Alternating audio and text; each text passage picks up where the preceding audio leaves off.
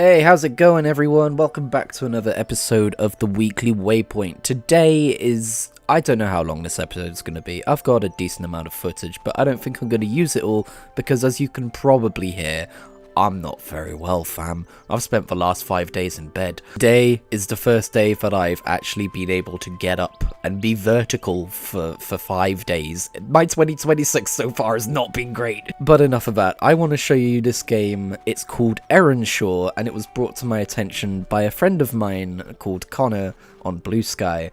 And basically what you're looking at here is a single player game. Now you might be thinking, Christian, I know you're ill, right? Have you been taking too much cold and flu medication? Are you off your rocker? What do you mean this is a single player game? I can see other players running around. Well, no, you can't, because this is a simulated MMO RPG, by which I mean every other player in the game is computer controlled. They're an NPC, they go off, they do quests, they level up, they gear up, they do all of that by themselves, but they are all fully simulated, and you are the only real person in the entire game. Now, I swear I've heard of another game before that's done this, but I can't quite remember what it was. Maybe it was a similar premise, I don't quite remember now, but the ideas always appeal to me. And I think it's a difficult one to try and put into words as to why it's appealing, like surely you play an MMO for the other people, but if you look at this game's Steam page, it has a ton of positive reviews by people who have put hundreds of hours into the game, who are just praising it for being what it is. And I think the appeal of it is that with an MMO, there's always like, you know, this idea of a constantly evolving, living, growing world with FOMO attached to it, you know, like, the game's never going to be in the same state forever, it might not even exist forever, it might get shut down at some point, certain players will progress faster than you, and you might fall out of range for certain dungeons and raids and stuff. And then also there's like the whole social anxiety element of not wanting to do certain content, because maybe you just don't have the energy that day to converse with strangers or deal with people. But here, in this game, you've got the place all to yourself, and, you know, all these people are just gonna group up with you at the touch of a button. In fact, it's quite a nice touch, not quite at a touch of a button. You press a button to whisper them, and they'll whisper you back, and then they'll come running to your location so that you can then invite them and party up, which I find really fun. They don't just like appear next to you, you don't just spawn them in. They're still persistent in the world, and they'll remember you and greet you as they walk past you later on, and you'll recognize the same names over and over again and stuff. And you know, there's like, I've disabled it, but there's like a world chat where they're all talking to each other.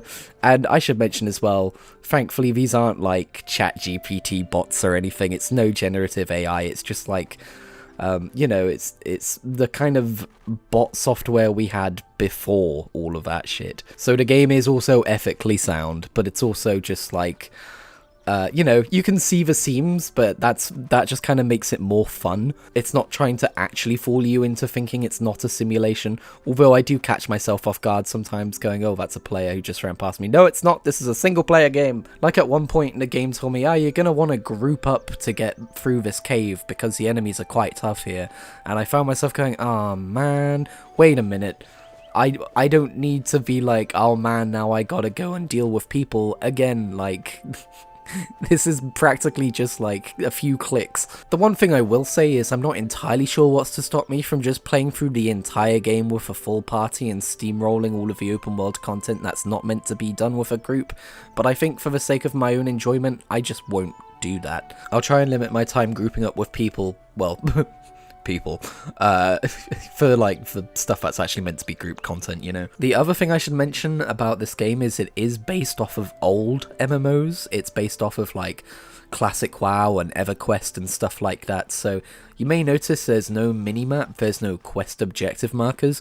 You can turn those on, and I might end up doing that, but I thought I would give the game's default settings a go first. But they wanted to recreate that feeling of immersivity, I guess. Why do I want that to be a word? It's immersion. We have a word, it's immersion. But yeah, the more natural feeling of exploring an open world. And that's what you're watching me do right now. I found a quest where I need to go and find this guy called Wyland or whatever, and I cannot find him. And at first it's kind of fun to poke around and see if I can find him, but I didn't end up finding him, so I'm kind of like, well, What now? But yeah, just having this offline single-player MMO is so cozy, man. I'm so, like, excited to continue playing this. It's indie. I believe it's made by a single person, which is very impressive. One thing I do find myself thinking is, like, at any point are they gonna actually make an online version? Because that would be kind of funny. I mean, it would stop being special at that point and just become another MMO, I guess, but I don't know. Or maybe, like, just have the ability to co-op with your friends. You know what, I think that would be nice. The ability to co-op with your friends, that would be cool. I've yet to really see anything about the combat, which is all that special or interesting or exciting. I have 2 damaging spells right now, and one of them is some damage and the other one is a lot of damage. One of them costs less mana, one of them costs more, one has a lower cooldown, one has a higher cooldown. It's not thrilling, but I am level 4. But you know, in MMOs, macro gameplay is the thing, right? Like, the thing you care about is achieving your objectives to get better gear to make number go up, and that's definitely an element to this game. I've already found myself going, ooh, when I get a new gear upgrade. Oh, and while the story is pretty bare bones right now, I do really like the whole click on an NPC and they have text dialogue, and then you can click on certain words to, like, explore other things.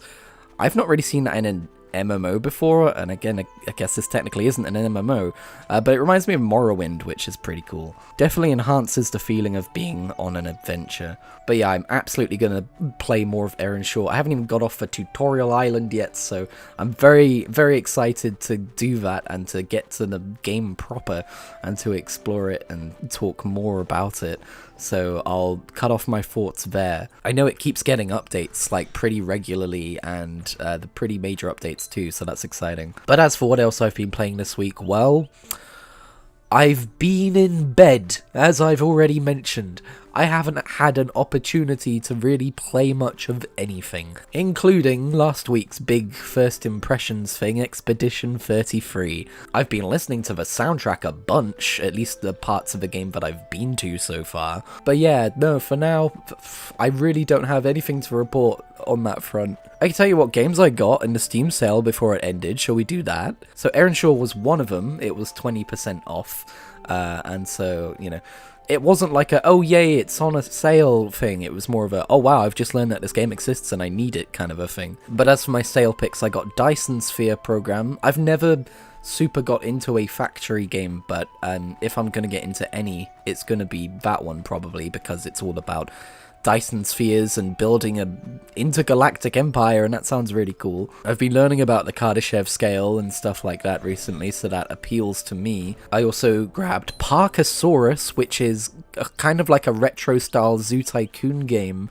except with cute dinosaurs. Hell yeah! Star Trek Resurgence, which is from ex-Telltale developers, doing Telltale things, and Cyberpunk 2077, because I've been feeling like a kind of shooter game, and I was talking about this last week. I was looking to, like, Far Cry or maybe that Avatar game. Not quite a shooter game, but you know what I mean. Well, I realised I keep meaning to pick up Cyberpunk at some point, and that kind of fits that bill, so sure, let's do that. Anyway, look, you're not hearing all the coughing I'm cutting around, so I'm gonna end it here. It's a short one. There wasn't really all that much to the footage I showed you here. It was mostly just me running around, but hopefully it gave you an idea of what this game is. As a reminder, it's called Earnshaw. You should go check it out on Steam. And thanks for checking this video out. I'll catch you in whatever I make next. And I know edited videos haven't returned for a while, but every time I go to, something gets in the way. You know, whether it be busy Christmas times or the plague. Anyway, eventually. Catch you then.